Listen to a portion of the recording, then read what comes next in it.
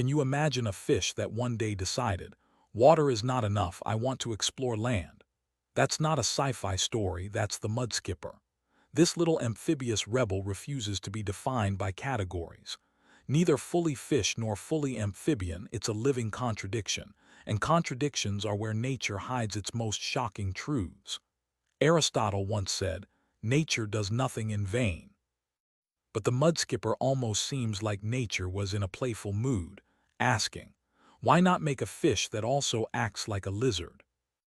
Mudskippers live in tropical tidal zones, muddy flats, mangrove forests, estuaries where sea and river meet. Instead of just staying in the water like a decent fish, they crawl out. They push themselves across the mud using pectoral fins like little crutches, then launch into sudden hops that look like a bizarre gymnastics routine. I was amazed when I first discovered they can even climb low branches and roots. Imagine walking by the shore and seeing a fish staring at you from a tree. It's like reality glitched. How do they survive outside the water? That's the true marvel. Most fish suffocate when taken out of water, but mudskippers have evolved dual breathing. They still use gills, but they can also absorb oxygen through their skin and the lining of their mouths and throats, provided they stay moist. They literally carry a bubble of water in their gill chambers like an astronaut carries an oxygen tank in space. This makes them pioneers of the boundary between ocean and land. If evolution is a long story of experiments, mudskippers are one of its weirdest drafts, maybe even a sneak preview of how the first vertebrates crawled out hundreds of millions of years ago. What fascinates me most is not just their biology but their behavior. Mudskippers are territorial. Tiny males guard their patch of mud like warriors defending a fortress. They perform bizarre displays, rising high on their fins, flexing their bodies, leaping into the air as if shouting, "This is my land." I couldn't help but laugh when I realized they look like miniature weightlifters doing push-ups in the mud. It's animal theater, part intimidation, part dance, and all about survival. Sun Tzu said, "Appear at points which the enemy must hasten to defend." Mudskippers understand this instinctively. They know the shoreline is prime property and they'll fight to keep it. Their homes are no less impressive. Mudskippers dig burrows deep into the mud, twisting tunnels that serve as both shelter and nursery. The engineering is remarkable. They even manage to keep air pockets underground, creating a kind of oxygen chamber for eggs. Think about it, a fish that not only digs but air conditions its burrow. Humans took millennia to invent ventilation. Mudskippers figured it out without blueprints. Leonardo da Vinci once wrote, "Simplicity is the ultimate sophistication."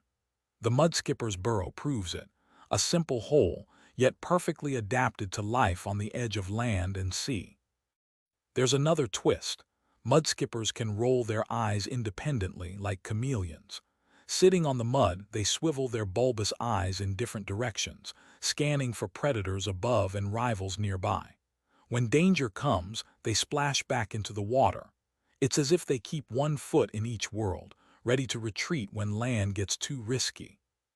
This duality reminds me of a line from F. Scott Fitzgerald. The test of a first-rate intelligence is the ability to hold two opposed ideas in the mind at the same time. The mudskipper doesn't just hold them, it lives them. Now, let's consider the evolutionary weight of this little creature. Around 375 million years ago, fish like Tiktaalik first ventured onto land, leading to the rise of amphibians, reptiles, mammals, and eventually us. Mudskippers are not direct descendants of Tiktaalik, but they echo that ancient transition.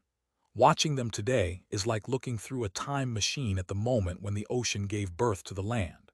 They remind us that evolution isn't linear or finished.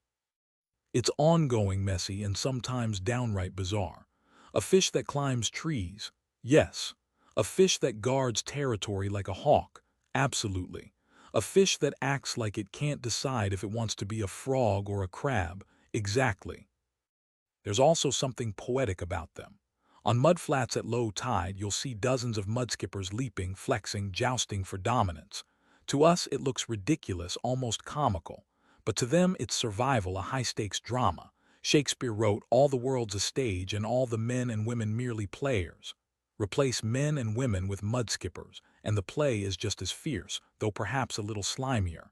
Each leap is both a performance and a declaration of existence. I am here. I matter. Let's not forget the sheer weirdness factor. Imagine being the first scientist to discover a mudskipper.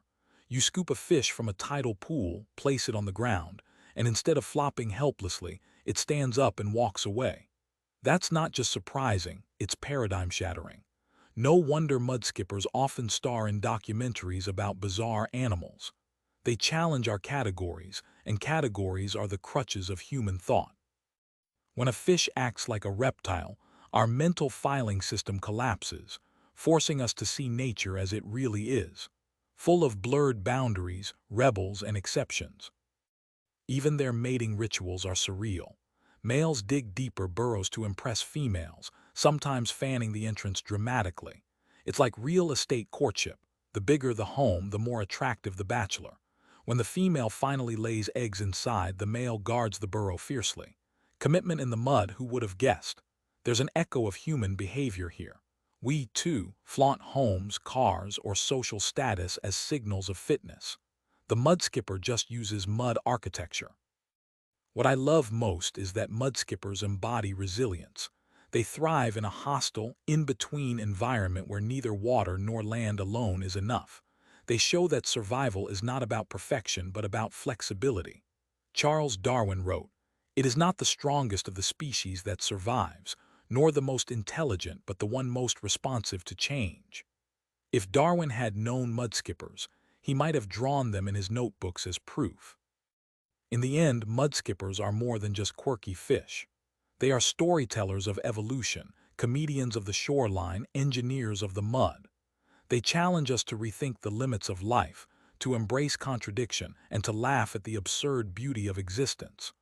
Watching a mudskipper hop across the mud, I see not just a fish, but a symbol of courage, adaptation, and refusal to stay in one box.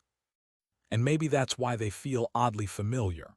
Because we, too, are creatures that crawled out of the sea, restless, curious, and unwilling to accept limits. So the next time you hear someone say, "Stay in your lane," remember the mudskipper. It didn't stay in its lane. It invented a new one, halfway between ocean and earth. That's the true magic of life, not obeying categories but breaking them. Please subscribe, like, and share. Because just like the mudskipper, this channel refuses to stay in one world.